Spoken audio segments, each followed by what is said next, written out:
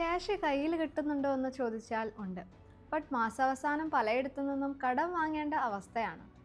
പിന്നെ ഈ കടം വീട്ടാൻ അടുത്ത ഇൻകം വരുന്നത് വരെ വെയിറ്റ് ചെയ്യണം. കടം വീട്ടലും തിരിച്ചടവുമായിട്ട് ഈ ഒരു സർക്കിൾ പലരും കുടുങ്ങിപ്പോകുന്നുണ്ട്. എന്തായിരിക്കും ഇതിന് കാരണം? അതിന് പ്രധാന കാരണം ലാക്ക് ഓഫ് ഫിനാൻഷ്യൽ പ്ലാനിംഗ് ആണ്.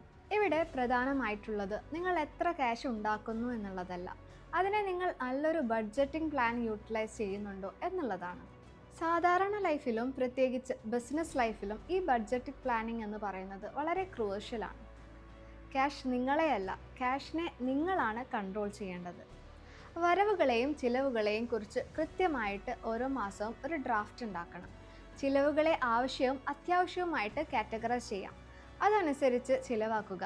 ഇതിൻ്റെ അടിസ്ഥാനത്തിൽ ഒരു ബഡ്ജറ്റ് തയ്യാറാക്കുക. നിങ്ങളുടെ വരുമാനം അത് എത്ര വലുതോ ചെറുതോ ആയിക്കോട്ടെ, അതിൽ നിന്ന് ഇൻവെസ്റ്റ്മെൻറ്റ്, ചാരിറ്റി എന്നതിന് തീർച്ചയായിട്ടും മാറ്റിവെക്കണം.